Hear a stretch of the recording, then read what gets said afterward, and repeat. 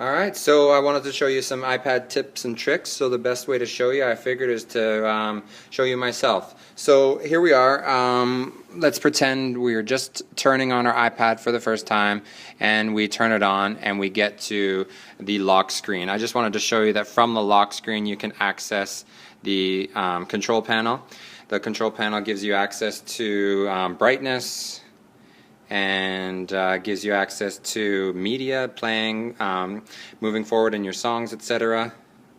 It gives you access to airplane, Wi-Fi, AirPlay, which will connect to your, oh, there's our music, and AirPlay, which will connect to your smartboard, and so it gives you a lot of options. So Control Center right from the lock screen.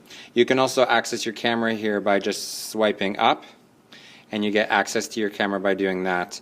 And also getting access to the notification center, so email or any other push notifications that you have activated, whether it's messages, mail, Facebook, Instagram, whatever, and you can check it all from the lock screen before you've even signed in.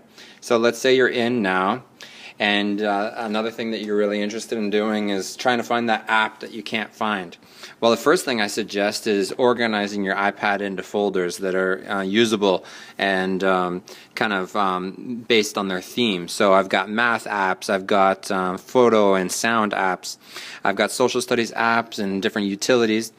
But let's say you're not even sure which folder you put it in. Well, just by doing one swipe down in the middle, and I'll show you one more time, just by doing one swipe down you get to a search tab, and you could look for any app. You could look for an app called InkFlow, which is really great for brainstorming ideas.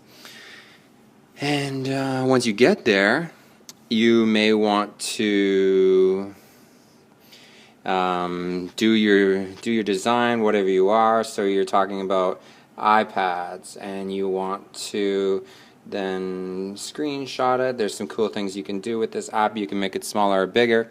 But let's say you wanted to send this to your teacher because you just solved a mathematical equation. So you can send it to your teacher by taking a screenshot. Screenshots are taken by pressing the power on button and the home button at the same time. Then that will save to your camera roll.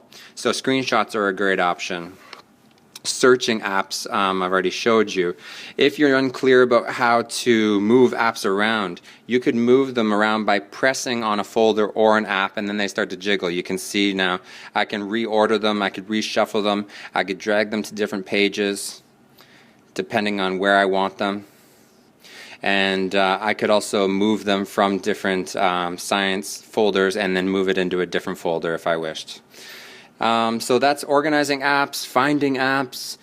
So now you, let's say you're wanting to figure out the other apps that you've been using and having access to them, quick access rather than just having to swipe through and browse. So you do a double click on the home screen and you get to the multitasking bar that takes you to all the apps that you currently have open and have been using.